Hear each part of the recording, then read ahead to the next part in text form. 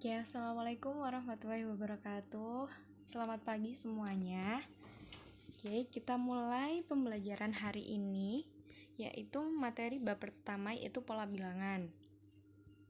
Kalau anak-anak semua punya buku matematika pendukung, boleh ya dibaca selain dari video ini. Untuk filenya sudah ada di e-learning ya, jangan lupa di-download dan dipelajari. Oke, langsung aja ke materinya ya. Barisan, kita masuk ke pola barisan konfigurasi objek. Konfigurasi objek itu apa sih?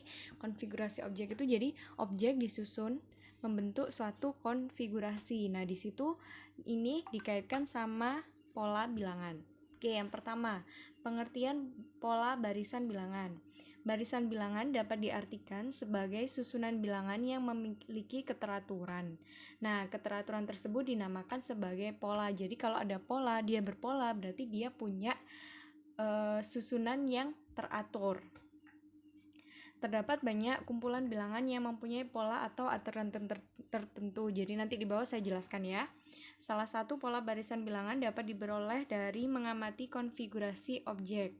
Nah, ini saya kasih contohnya. Misalkan yang pertama, batang korek api yang disusun seperti berikut. Batang korek api yang dibutuhkan adalah 3. Di sini kan kita butuh 3. Ya, ini 3. Yang di sini kita butuh 5. Nah, yang di sini kita butuh 7. Yang di sini kita butuh 9. Makanya di sini batang korek api yang dibutuhkan adalah 3, 5, 7, 9. Paham kan maksudnya? Jadi batang korek api itu ini 1, 2, 3. Yang sebelah sini 1, 2, 3, 4, 5. Kayak gitu. Jadi di sini 3, di sini 5, sini 7, sini 9. Gitu ya. Paham ya? Oke, selanjutnya ada batang korek api yang dibutuhkan pada pola yang kedua. Yang pertama itu ada 4. Di sini ada 4 kan? 1, 2, 3, 4. Terus yang kedua ada 7, 10, 13. Nah, kenapa ini yang pertama sama kedua ini kenapa dia beraturan? Coba perhatikan dari yang pola pertama dulu. 3 ke 5, 5 ke 7, 7 ke 9. 3 ke 5 ini diapakan? Ditambah 2. Ya kan? Ditambah 2. Nah, dari 5 ke 7 juga ditambah 2. Dari 7 ke 9 juga ditambah 2. Nah, ini yang dimaksud dengan pola itu tadi, karena dia punya aturan tertentu, yaitu ditambah 2. Nih, yang pola kedua, 4 ke 7 ditambah 3. 7 ke 10 tambah 3. 10 ke 13 ditambah 3. Berarti nanti ke banyaknya korek api selanjutnya berapa? Berarti tinggal ditambah 3. 13 tambah 3 berapa? 16. Yang di sini berarti selanjutnya ada berapa? 9 ditambahin 2. 11. Kayak gitu ya. Nah, kalau ini konfigurasi objek ya.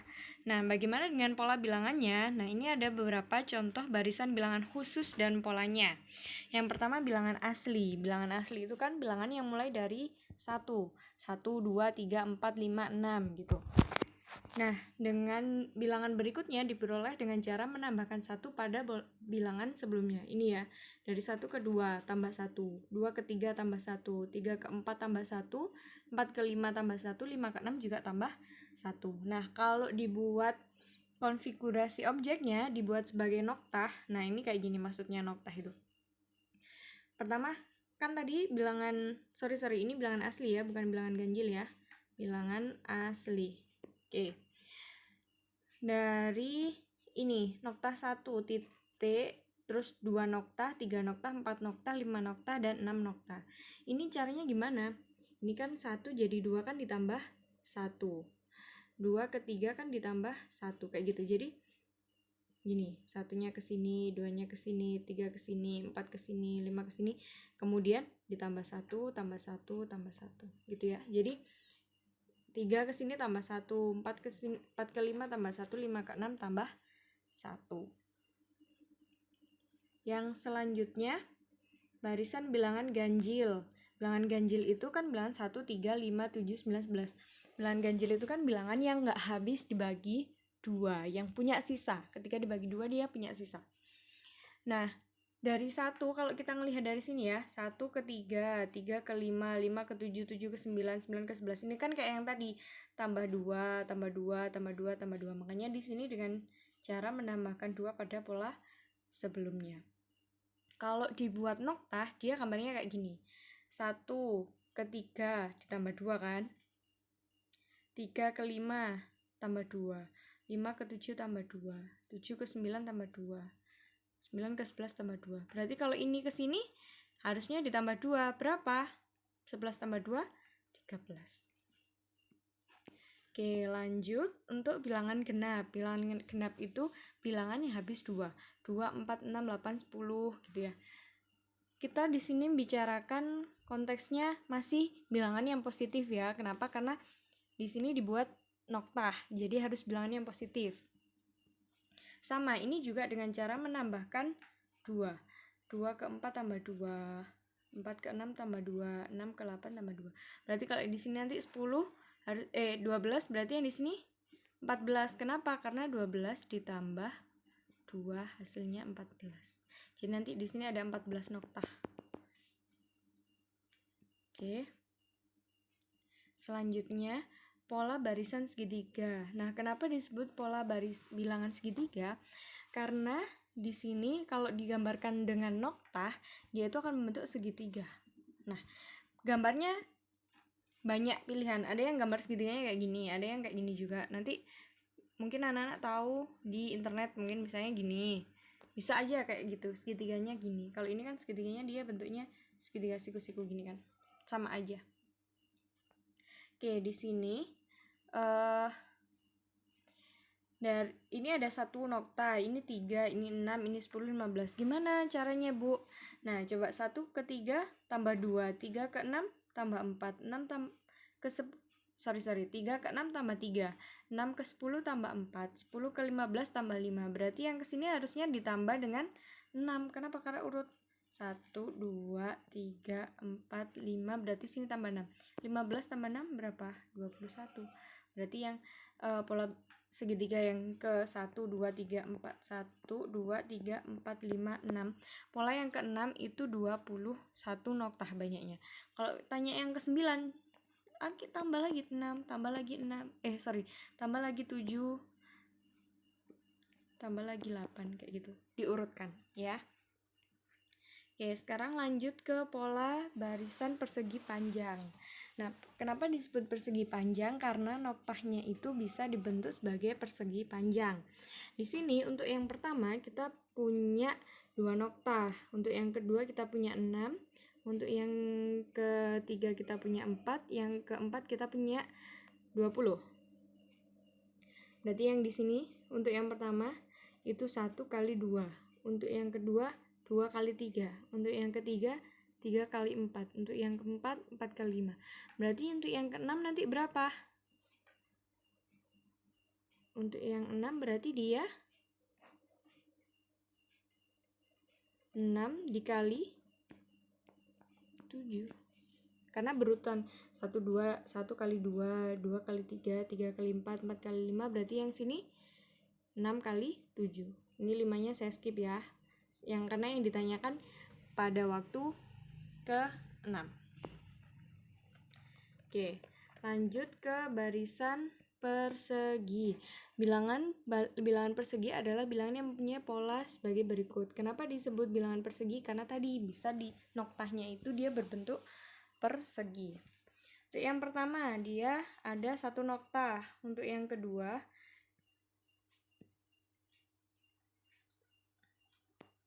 dia ada 1 noktah. Untuk yang kedua dia ada 4 noktah. Yang ketiga 9 noktah, 4 16 noktah. Yang kelima 25. Dari mana? Dikuadratkan. Berarti kalau nanti pola ke-7 berapa? Tinggal 7 dikuadratkan. Berapa? 49. Kayak gitu ya. Oke, lanjut ke barisan bilangan segitiga Pascal. Nah, kalau yang belum tahu segitiga Pascal, biasanya nulisnya nggak kayak gini ya. Aku jelasin di sampingnya aja. Jadi yang baris pertama itu selalu 1. Ada aturannya. Jadi di awal sama di akhir itu dikasih 1. Terus di awal kasih 1, di akhir kasih 1. Di awal kasih 1, nah tengahnya ini adalah penjumlahan dari ini. 1 tambah 1, 2. Terus di akhir dikasih 1. Di awal dikasih 1, terus penjumlahan 1 tambah 2, 3. 2 tambah 1, 3. Terus di akhir dikasih 1. Gitu terus, 1. Baris selanjutnya ya, 1 tambah 3, 4. 3 tambah 3, 6. 3 tambah 1, 4. Di akhir dikasih 1. Lagi. Di awal dikasih 1. Terus penjumlahnya 1, 4, 5. 4, 6, 10. 4, 6, 4, 10. 4, 1, 5. Di akhir dikasih 1. Ini kan sama kayak yang ini, yang saya gambar di sampingnya. Jadi ini baris pertama, baris kedua, gitu ya, baris ketiga, dan seterusnya. Jadi baris itu horizontal. Nah, di sini kalau diagonal pertama itu berarti yang ini. Nah, ini. Diagonal kedua ini nggak terlalu kelihatan ya warnanya.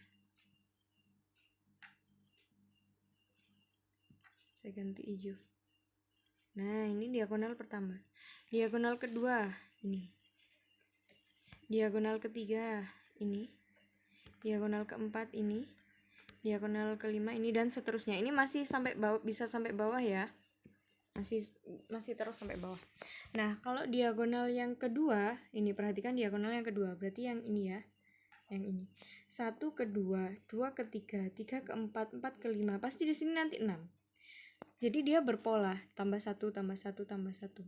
Diagonal ketiga, 1 ke 3, 3 ke 6, 6 ke 10. Ini berapa? Tambah 2, tambah 3, tambah 4. Berarti nanti ke sini tambah 5. Kayak gitu.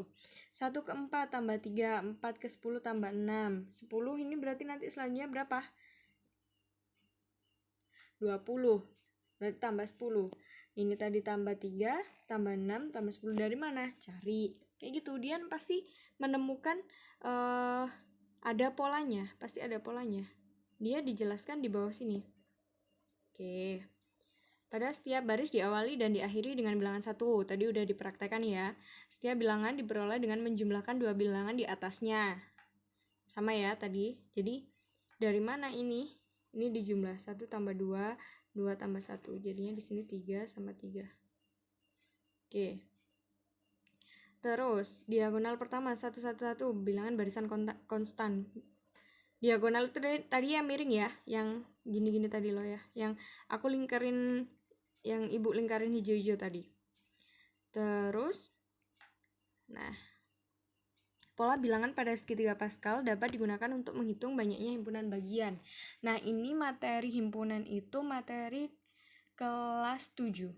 Jadi, bisa dihitung pakai segitiga Pascal. Contohnya ya, jumlah bilangan segitiga Pascal pada baris ketiga adalah, baris ketiga itu kan yang 1, 2, 1. Kita lihat di atas ya. Ini ya. Yang ini. Ini baris pertama, kedua, ini ketiga. Ya kan? 1, 2, 1 ya kan barisannya. Nah, jumlahnya itu bisa dihitung dengan cara 2 pangkat n-1. Jadi, karena di sini barisan ketiga, berarti n-nya ini diganti 3. 2 pangkat 3 min 1. 3 min 1 kan 2. 2 pangkat 2, 4. Jadi jumlahnya 4.